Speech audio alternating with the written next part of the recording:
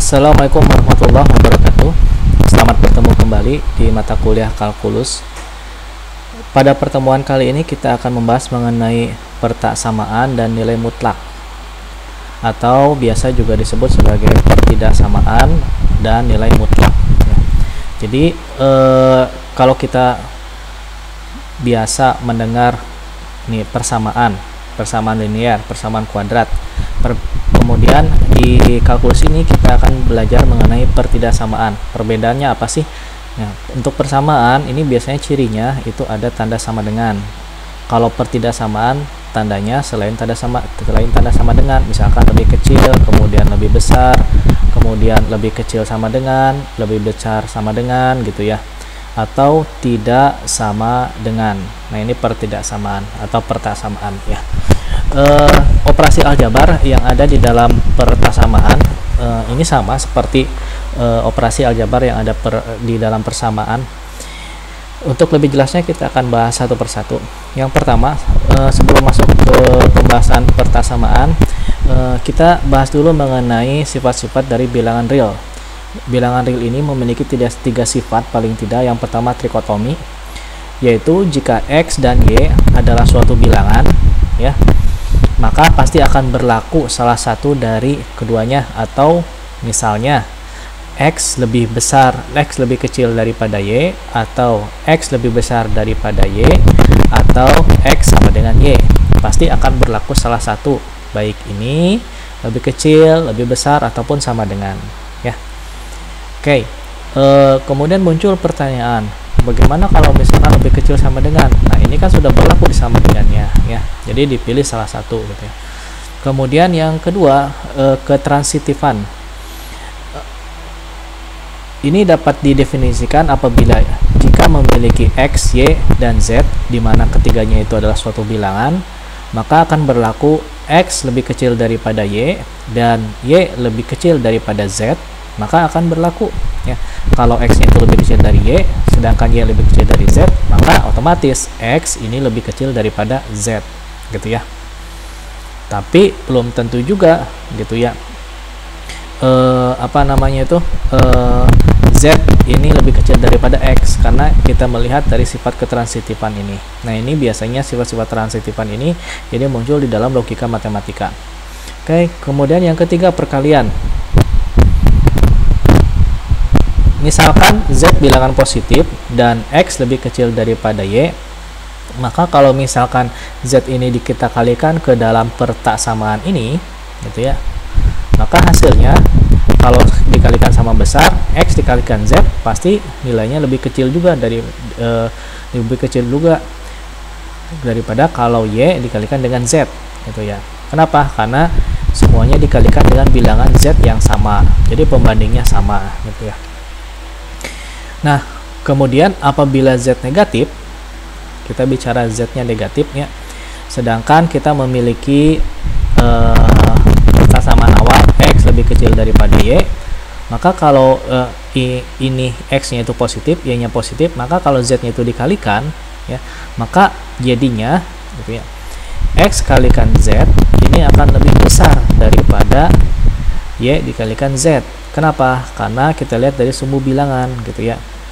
Kalau ini 0, ya ini 0 ya. Kalau ke sini kan positif, kalau ke sini negatif. Nah, semakin ke arah kiri dari titik 0, maka nilai dari bilangan itu, kalau kita bicara pada sumbu negatif, maka semakin kecil. Nah, sedangkan kalau semakin ke arah kanan, maka akan semakin besar. Inilah sehingga apabila Z ini bilangan negatif, maka dikalikan dengan X lebih kecil daripada Y, maka hasilnya akan seperti ini. Nah, ini pengetahuan umum, tidak usah dihafalkan, cukup dipahami saja. Baik, yang berikutnya garis bilangan. Garis bilangan, apa itu garis bilangan? Garis bilangan itu adalah setiap bilangan real mempunyai posisi pada suatu garis tertentu, atau kalau dalam bahasa matematika dalam suatu kuadran atau koordinat tertentu ya. Nah, kuadran atau koordinat ini atau garis ini disebut sebagai garis bilangan gitu. Yaitu ini menandakan suatu posisi dari suatu garis ya. Garis-garisnya garis bilangan. Nah, garis bilangan ini sifatnya adalah real. Sebagai contoh gitu ya. Ini ada minus 3, ini 0, 1, akar 2, kemudian V gitu ya. Nah, kalau misalkan ini minus 3 dan ini 0, berarti di sini adalah minus 1, ini minus 2, dan seterusnya. Nah, ini semua adalah garis bilangan. Ini adalah garis bilangan ya. Nah, interval. Interval itu adalah himpunan bagian dari suatu bilangan. Himpunan bagian dari suatu bilangan disebut sebagai interval. Jadi misalkan ada suatu bilangan dengan intervalnya misalnya ya minus 3 sampai dengan 1 gitu ya. Nah, intervalnya segini gitu ya. Maka himpunan bagian dari yang mencakup interval ini pasti adalah yang pertama minus 3, yang kedua minus 2 gitu ya. Kemudian minus 1, kemudian 0 dan 1. Ini kalau kita bicara mengenai bilangan-bilangan yang bulat ya, dan bilangan negatif. Nah, apakah ada bilangan lain? Ada bilangan lain yang masuk ke dalam himpunan bagian dari interval ini. Misalkan minus 2,7 ya, minus 2,71 dan seterusnya sepanjang bilangan ini berada pada interval minus 2 sampai dengan 1 gitu ya. Jadi kalau kita hitung itu sampai tak terhingga kalau kita hitung di belakang koma ya. Nah, jenis-jenis interval ini ada beberapa contoh interval dan ada beberapa juga penggambaran di dalam garis bilangannya. Ini ada himpunan X yang mana X ini lebih kecil dari A ya, X nya lebih kecil dari A, dan X nya berapa? X nya itu tidak terhingga, tidak terdefinisikan. Jadi kalau kita buat intervalnya gitu ya, itu adalah minus tak terhingga, koma A. Artinya batasnya itu kalau dari garis bilangan dari A sampai pada minus tak terhingga. Kemana itu? Ke arah kiri. Ini minus tak terhingga itu ke arah kiri gitu. Kemudian yang ini X, di mana X itu nilainya lebih kecil sama dengan A. Ini ada bedanya ya, ini ada sama dengan, ini tidak. Nah, ini berarti bedanya apa? Nanti di sini. Nah, dilihat tanda bulatnya. Kalau tidak sama dengan, tanda bulatnya itu bulat saja. Tapi kalau tanda sama dengan, bulatnya itu adalah bulat tebal atau diarsir. Tetap tandanya itu minus tak terhingga ke arah kiri gitu ya. Oke, nah himpunan X yang mana anggotanya itu adalah A lebih kecil daripada X dan lebih kecil dari B. Berarti ini ada batasnya ya, ada batasnya. Kalau pada garis bilangan, ini misalkan garis bilangannya ya, ini ke sini, kemudian ini ke sini. Oke, jadi intervalnya itu anggotanya itu di antara A dan B saja gitu ya. Apa ininya dicetak, diarsir atau ditebalkan karena tidak ada tanda sama dengan. Baik, yang berikutnya ada yang ada tanda sama dengan, sama saja ya, cuman bedanya itu yang satu ditebal, yang satu tidak. Nah, ini seperti ini. Oke, kemudian kalau misalkan X-nya lebih besar daripada B dan X-nya itu tidak terdefinisikan, artinya bisa sampai terhingga, maka dalam garis bilangan seperti ini ya. Dan apabila X-nya lebih besar sama dengan B dan ini bisa sampai terhingga, maka seperti ini tandanya. Ingat perbedaannya ya, yang cetak tebal ada tanda sama dengan, ini tidak ada tanda sama dengan. Kemudian misalkan yang terakhir X, ada himpunan X di mana X merupakan elemen dari bilangan real ya. Nah, kalau elemen bilangan real, maka ini ya, semua bilangan yang mencakup bilangan real itu adalah anggota himpunan dari X gitu. Artinya apa? Kalau dalam garis bilangan ya ke arah ini, misalkan di sini nolnya, senternya ya ke kiri, yang ke kanan, semuanya itu adalah anggota dari bilangan himpunan ini. Baik, pertasamaan. Secara definisi, pertasamaan adalah suatu bentuk aljabar dari suatu variabel yang dihubungkan dengan relasi urutan. Nah, ingat ya, ada relasi urutan. Berarti pertasamaan dapat berbentuk apa? Berbentuk seperti ini. Lebih kecil, lebih besar, lebih kecil sama dengan, lebih besar sama dengan, atau tidak sama dengan gitu ya. Contoh misalkan ada suatu fungsi, ada 4 fungsi di mana fungsi A, B, D dan E ini semua merupakan fungsi dari X. Misalkan AX dibagi BX ini lebih kecil dari dx dibagi dengan EX gitu ya. Nah, ini adalah fungsi-fungsi apa? Fungsi pertaksamaan, pertidaksamaan. Kenapa ada tanda seperti ini gitu ya. Kalau persamaan maka tandanya itu harus ada sama dengan gitu ya. Fungsi A dibagi dengan fungsi B itu sama dengan fungsi D dibagi dengan fungsi E. Ini bedanya ya. Jadi dengan AX, BX, DX, EX adalah suku banyak polinom dan BX tidak sama dengan 0 dan EX tidak sama dengan 0 ya. Baik, itu syaratnya dari pertaksamaan maupun persamaan maupun pertaksamaan suku yang bawah gitu ya. Ini tidak sama dengan 0.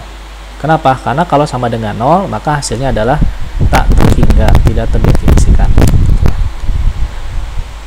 Nah, di dalam pertaksamaan ada yang namanya HP, himpunan penyelesaian. Sebenarnya di dalam persamaan juga ada himpunan penyelesaian HP, yaitu suatu himpunan yang mana setiap bilangan pada himpunan tersebut akan berlaku untuk pertaksamaan yang yang didefinisikan. Jadi misalkan kita mau cari nilai pertaksamaan dari fx gitu ya, fx pertaksamaannya. Lalu kita memiliki himpunan penyelesaian ya. Jadi himpunan bilangan yang termasuk ke dalam himpunan penyelesaian ini yang tercakup dalam interval ini kalau dimasukkan ke dalam fx nilainya akan berlaku gitu ya. Nah, himpunan penyelesaian ini dapat dicari dengan yang pertama kita bisa memisahkan dulu variabel dengan konstanta. Jadi kita satukan dulu variabel-variabel yang sama, kemudian pisahkan dengan konstanta, maka kita akan mencari himpunan penyelesaian. Kemudian yang kedua, kalau misalkan bentuknya itu adalah ordo 2, ordo 3, artinya pangkat 2, pangkat 3, pangkat 4, maka kita bisa mencari nilai-nilai akar dari suatu pertaksamaan ya. Dan cara ini juga berlaku untuk penyelesaian dari persamaan. Contoh, tentukan himpunan penyelesaian dari 13 lebih besar sama dengan 2x minus 3 lebih besar sama dengan 5. Baik, kalau seperti ini seperti apa? Kita sederhanakan dulu bentuknya. Artinya di dalam bentuk ini ya harus di tengah-tengah itu harus ada interval. Jadi hanya nilai x saja yang ada di tengah. Ini seperti itu. Jadi nilai x sama dengan, kemudian ini lebih kecil sama dengan. Jadi bentuknya harus dijadikan seperti itu supaya kita tahu interval dari himpunan penyelesaiannya pada garis bilangan dari mana sampai mana. Baik, caranya seperti apa ya? Pertama, ini kan ada minus 3. Minus 3 itu harus kita hilangkan dulu.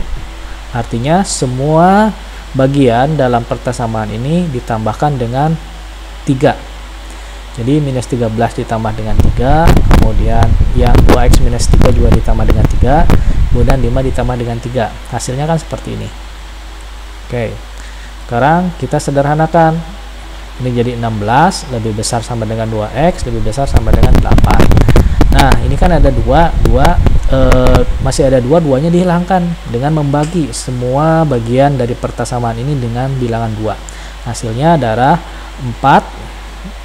Hasilnya adalah 8 lebih besar sama dengan x lebih besar sama dengan 4. Baik, jadi himpunan penyelesaiannya ya kalau kita tuliskan secara deret ya, jadi kecil ke besar, maka 4 lebih kecil sama dengan x lebih kecil sama dengan 8. Jadi himpunan pertaksamaan itu adalah 4 sampai dengan 8 gitu ya. Baik, seperti itu. Kemudian contoh yang berikutnya, contoh yang ini sebenarnya sama saja ya, sama saja. Oh ya, perlu saya berikan hint, petunjuk. Kalau himpunan penyelesaian ini kan ditandai dengan kurung ya. Kalau kurungnya itu adalah kurung kotak gitu, kurung kotak, maka ini tanda sama dengan ya, tanda sama dengan. Juga tanda sama dengan. Jadi misalkan boleh lebih kecil sama dengan atau lebih besar sama dengan. Dan ini juga sama, lebih kecil sama dengan atau lebih besar sama dengan. Dan kalau misalkan himpunan penyelesaiannya ini tandanya adalah kurung biasa, kurung buka, kurung tutup gitu ya, kurung biasa gitu ya. Maka ini adalah tanda yang himpunan penyelesaiannya itu tidak sama dengan, artinya ini lebih kecil, tidak ada tanda sama dengan, ini lebih besar gitu ya. Ini juga sama, ini bisa lebih kecil, bisa lebih besar gitu ya. Jadi seperti itu. Oke, baik, next. Nah, tentukan himpunan penyelesaian dari -2 lebih kecil daripada 6 dikurangi 4x lebih kecil sama dengan 8. Nah, caranya sama seperti tadi ya. Di tengahnya itu harus menyisakan nilai variabel x saja gitu ya. Ya, caranya sama, ini 6-nya dihilangkan dengan cara mengurangi. Ya, jadi ini semua di -6 dikurangi 2, ini juga -6 ditambah 6 dan seterusnya ya. Ini juga dikurangi 6, jadinya adalah seperti ini. Oke. Nah, kemudian kita susun kembali tanda-tandanya dari kecil ke yang besar. Jadi tandanya seperti ini ya. Maaf, tidak usah disusun, tidak apa-apa. Nilai minusnya kita susun kembali. Jadi ini minus kita hilangkan ya.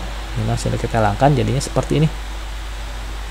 Caranya dengan apa? Mengalikan aja -1 semuanya. Caranya seperti ini ya. Oke. Nah, dari sini maka kita kita urutkan dari yang besar ke yang kecil. Nah, ini kenapa ada pertanyaan kenapa tandanya dari lebih kecil berubah ke lebih besar? Ya. Tadi dari awal kalau ada suatu bilangan negatif dikalikan dengan tanda ini, maka tandanya akan berubah ya. Asalnya lebih kecil dari lebih besar dan jadi lebih kecil gitu. Logikanya seperti itu. Karena logikanya nggak mungkin kan 8 lebih kecil dari 4x ya. Logikanya seperti tidak mungkin gitu ya. Selalu pasti lebih besar. Nah, ini juga sama ya. Lalu kita rapikan ya, jadi seperti ini. Oke, kemudian 4-nya kita hilangkan, jadi seperti ini. Jadi himpunan penyelesaiannya adalah dari -setengah, ini adalah lebih kecil sama dengan ya, karena tandanya seperti ini, sampai dengan 2, lebih kecil saja. Jadi kalau kita gambarkan -setengah dan 2. Baik, yang berikutnya tentukan himpunan penyelesaian dari 2x kuadrat min 5x min 3 lebih kecil dari 0. Nah, karena ini adalah nilainya ada persamaan kuadrat, maka kita harus mencari akar-akarnya. Kita carikan akar-akarnya. Nah, akar-akarnya seperti apa? Seperti ini. 2x plus 1 dikalikan x min 3 lebih kecil daripada 0. Apakah benar? Dicoba. 2x dikalikan dengan x kuadrat. Kemudian 2x dikalikan min 3 ya, min 6x. Kemudian ditambah 1x jadi min 5x. Kemudian 1 dikalikan dengan -3 jadi min 3. Jadi benar ya, seperti ini. Nah, seperti ini kita memiliki dua penyelesaian kalau seperti ini ya. Yang pertama adalah 2x plus 1 ini lebih kecil sama dengan 0 gitu ya. Jadi yang pertama ini ya penyelesaiannya. Nah, kalau seperti ini maka ya ini pindah ruas saja ya. Jadi 2x lebih kecil dari -1 gitu ya. Kemudian ini dibagi aja 2. Jadi x lebih kecil -1/2. Ini yang pertama. Kemudian yang kedua, ini ada suku yang kedua, x min 3 lebih kecil daripada 0 gitu ya. Maka nilai x-nya lebih kecil daripada 3 gitu. Baik, sampai di sini ya.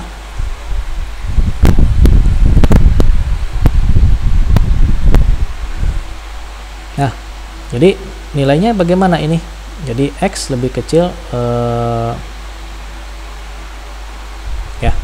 x lebih kecil daripada -2. Nah, x lebih kecil daripada -2. Jadi titik pemecahannya ada dua ya.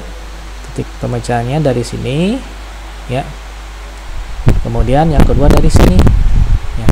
Jadi kita tuliskan saja ini tidak sama dengan atau tidak ada kan, jadi tuliskan aja seperti ini, bundar minus 1/2, kemudian yang kedua 3, ini bundar juga ya, ini 3. Nah kemudian untuk mencari himpunan penyelesaiannya caranya bagaimana, kita sudah tahu kan ya, ini ada pertirasamaan seperti ini.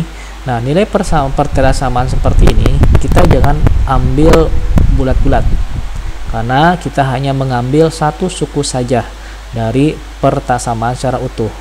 Artinya kita sudah tahu nilai batasnya. Sekarang kita mencari daerah mana yang kalau dimasukkan ke dalam persamaan ini ya, nilai-nilai di daerah yang dimasukkan ke dalam persamaan ini, maka nilainya akan sama dengan 0. Tuh.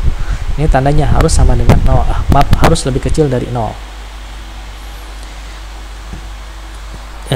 Contoh di antara minus setengah dan 3 kan ada 0 ya, ada 0 kita masukkan saja ke sini, jadinya berapa? 2 kalikan 0 dikurangi 5 kalikan 0 minus 3, benar kan, negatif. Nah berarti daerah antara sini sampai dengan sini nilainya negatif. Kemudian kalau ini hasilnya bagaimana, positif tidak? Coba saja minus 1 dimasukkan saja ke sini ya. 2 dikalikan minus 1 kuadrat kan jadi 2, dikurangi 5 dikalikan minus 1 jadi plus 5, kemudian dikurangi 3, hasilnya positif ternyata. Berarti daerah sini positif gitu ya. Lalu daerah ini positif atau tidak, kita coba saja. Misalkan nilai 4 dimasukkan ke dalam persamaan sini, X nya sama dengan 4 ya, dimasukkan ke dalam persamaan ini. 2 dikalikan 4 kuadrat dikurangi 5 kalikan 4 dikurangi 3, hasilnya sudah jelas positif gitu ya. Jadi himpunan penyelesaiannya yang memiliki tanda himpunan penyelesaian dari X yang memiliki nilai kalau dimasukkan ke dalam persamaan ini adalah negatif adalah di antara ini. Nih tandanya ini. Ya. Jadi minus setengah, 3. Baik. Yang berikutnya contoh 24, tentukan himpunan penyelesaian dari 2x min 4 lebih kecil daripada 6 min 7x lebih kecil daripada 3x plus 4 ya. Jadi kalau seperti ini kita bisa bagi menjadi 2 saja. Yang pertama kita selesaikan yang ini, yang kedua kita selesaikan yang ini. Nah jadinya seperti ini ya. Kita pertama yang ini, yang pertama ya, kemudian yang kedua bisa dilihat. Nah diselesaikan seperti ini. Kita aljabarnya tidak usah saya bahas karena ini adalah penjumlahan dan pengurangan biasa ya, langsung saja ke sini.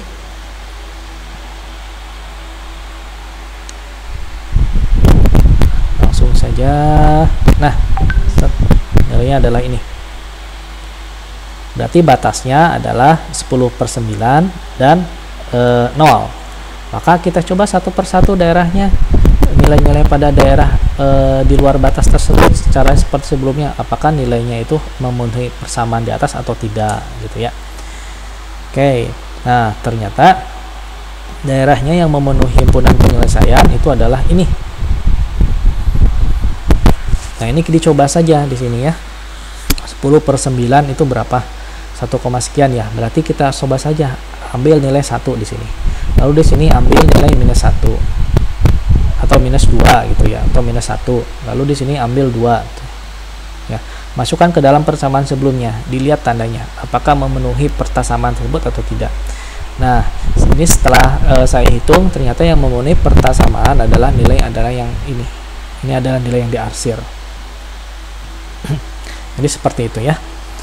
Baik, jadi kesimpulannya himpunan penyelesaiannya adalah 0 sampai dengan 10 min 9. Baik, ini ada contoh berikutnya. Contoh berikutnya itu sebenarnya sangat simpel sekali ya. Sangat hanya perkalian seperti biasa untuk pemecahan model pecahan. Jadi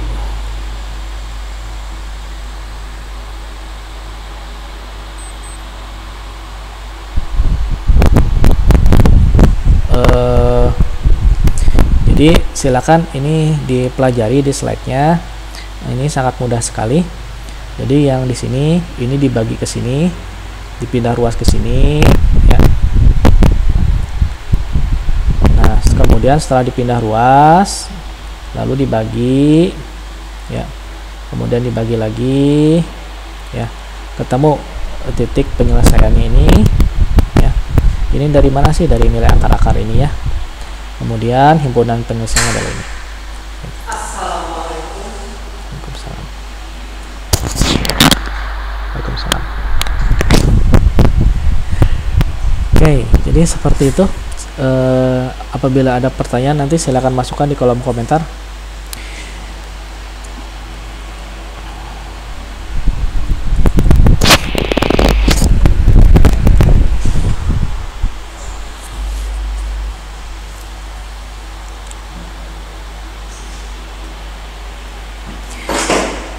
Berikutnya untuk nilai mutlak.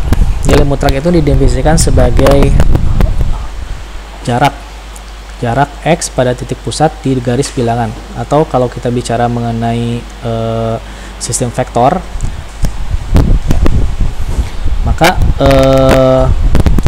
jarak ini kalau kita bicara itu adalah suatu nilai konstanta yang ada di dalam vektor, yang mana jarak ini akan memenuhi setiap ruangan yang ada di dalam suatu sistem koordinat. Jadi kalau kita lihat definisi dari nilai mutlak, ini adalah suatu jarak dari titik pusat pada suatu bilangan, sehingga jarak akan selalu bernilai positif. Ini kalau harga nilai mutlak, semua bilangan yang berbentuk negatif, kalau kita lakukan operasi pada nilai mutlak, maka bilangan tersebut akan berubah menjadi nilai positif. Nah, jadi secara definisi ya, nilai mutlak dari X-nya ini bisa berupa positif atau X-nya bisa berupa negatif.